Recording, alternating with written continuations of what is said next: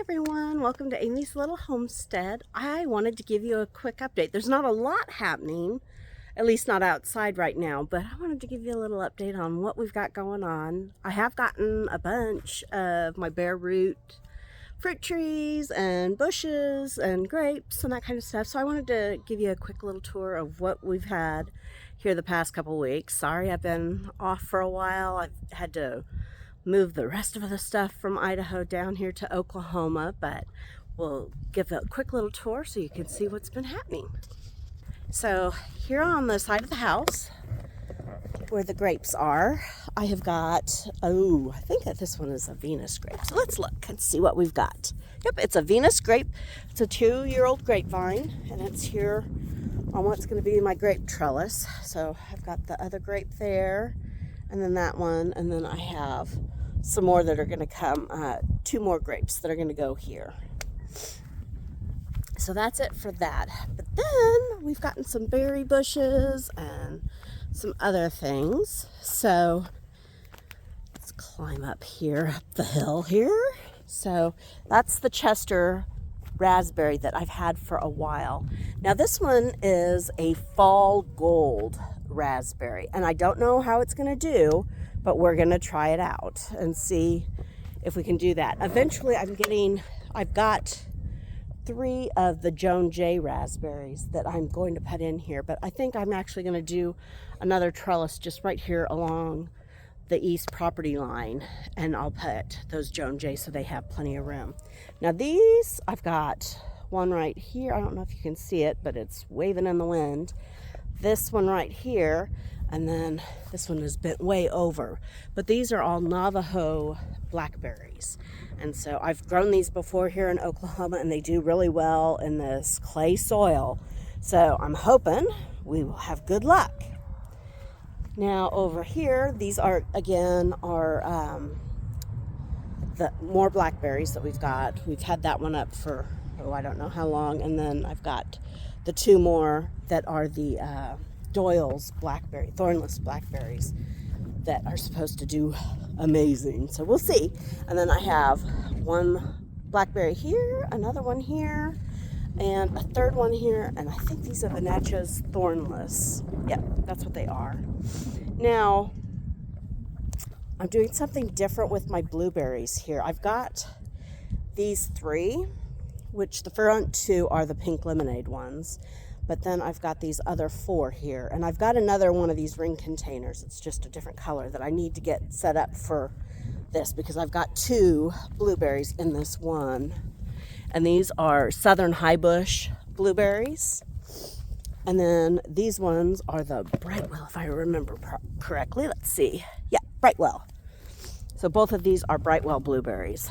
And they are both all looking pretty good. This one looks like it's leaned a little bit. We'll have to come back out and clean it up a little bit. But yeah, we've had some rain here, and so everything's settling. But I've heard, and we're going to try it this way and see which way does better, because if you do them in a raised bed, that you'll have better control over the soil conditions, and so you can keep that really high pH that blueberries like. And so that's what we're going to do. I just filled these with half full of garden compost and the other half with peat moss, mixed it all up and put them in. And so that's what we have done with the blueberries. And so we're going to see how they do. I'm hoping I can have some luck with them this year, and that years in the future we will continue to have more luck. So let's come over here. Now this is just a small little cherry seedling right here that I've put, and I don't have any idea how big it'll get, but I will keep it pruned pretty well so that it doesn't get too big. And I have the compost piles. Way exciting. Now this one is an American crabapple, and it's a little one, but crabapples are great pollinators, as well as you can use them as a fruit, so to make great jellies. So that's what we've got with that. Let's come over. We've got the apple tree and the pear tree. I'm slowly getting the chicken run down. Now, this is my Gala apple here. And if you're interested, I got all of my fruit trees because bare root trees are the way to go. I have found they seem to do really well for me. And I get mine through Willis Orchards. Online, you do have to have a $50 minimum. But if you get the smaller trees, which seem to do really, really well, better than the taller, bigger trees, they don't seem to have as much shock, and so they just grow really well. But you can pay $10 to $15 on average for a tree that's about 3 feet tall. So I don't think that's a bad deal at all. And when you're trying to start an orchard, you know you're in it for the long haul. So there you go. And as you can see, I have just a small little T-post here. And that is strictly to give me a guideline on where my garden is going to stop and my orchard is going to start right here. So if you look all the way down there, you can sort of see the pink. That's where the garden is going to go, all the way from there to there. So slowly but surely we're getting it. Now let's see. This one is a Belle of Georgia peach tree here. So again, it's just a little 3 foot. We've had a lot of rain, so I'm going to have to come out. I didn't have a chance to stake them yet, so I need to come out and really stake all of these. I've also decided I'm going to grow some comfrey and plant comfrey around all of the fruit trees out here because it pulls nutrients from deep in the ground and pulls it up. It's great fodder for the chickens as well as a great amendment for the fruit trees here in the orchard. Okay, so now this one was a little bit bigger. This was my Camas pear. So as you can see, I think it said it was a 5 foot tree. So it's a little bit bigger, and I want to see what the difference is between a smaller one and a bigger one. And I don't know if you can tell, but I've finally got the run all put together. I've got to do one more row of chicken wire up at the very top right here. But it's got it all over. So they've got a little bit of a covered run. They've got their waters. They've got their feed, their chicken scratch. And they have just really been enjoying that. So it works really well so far. Now over here, this one is another peach tree. But let's see what the variety is because I can never remember where. That's the Indian Blood peach tree.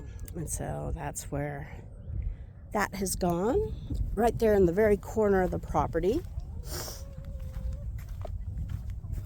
This one was another peach tree. That's a small Sam Houston peach tree. And you can see we've had such a mild winter so far.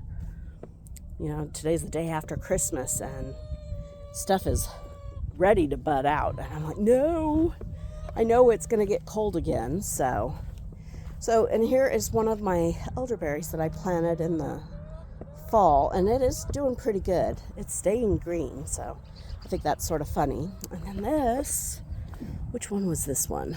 Oh, this was my sugar pear tree.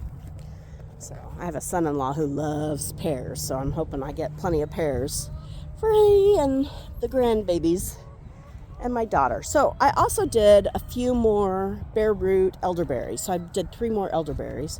So here is one of the elderberries. And eventually I'd like to have just a hedge, basically. This is another elderberry. And then let's come over here and we'll look at this one real quick. This was the Chickasaw plum. So I've got a plum, because you gotta have a little variety here. And the rose bushes that were planted. And then this is the last of the elderberries right here. So the elderberries are in. I'm waiting on another order from Ison's Nursery. I've never ordered from them.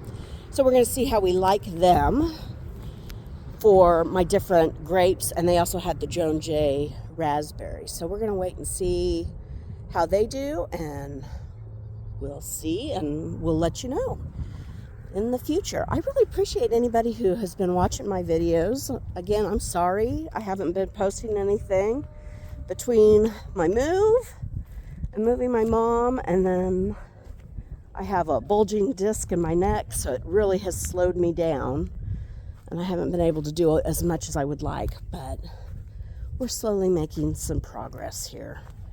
One thing I did do, I had a friend from church who had a whole bunch of leaves, and so she bagged her leaves up for me, and I have taken them and have been putting them in a couple of the different beds just to mulch the onions and the garlic, and they're all doing really well so far, it looks like. Still got cabbages. They are super small and not doing much. Then I have all the way in the back here, that is where the celery was, and it is actually doing pretty good.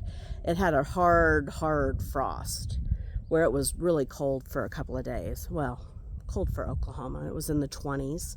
And so it's not doing quite as well as I'd like, but I found a new variety of celery that is a pick and go celery. So you don't have to wait for all the stalks to grow up. You can just come out and pick one or two stalks. And so I'm really looking forward to that. So, but that's where we're at. We're slowly making progress, and for tuning in, and I really appreciate it if you'd hit the like button, and feel free to share my videos. One of these days I'm going to get into showing how I do my kombucha and how I do all of my different sourdough recipes that I love to do and share. So we'll talk to you all later, and hope you all have had a wonderful Merry Christmas and have a great New Year's. Bye.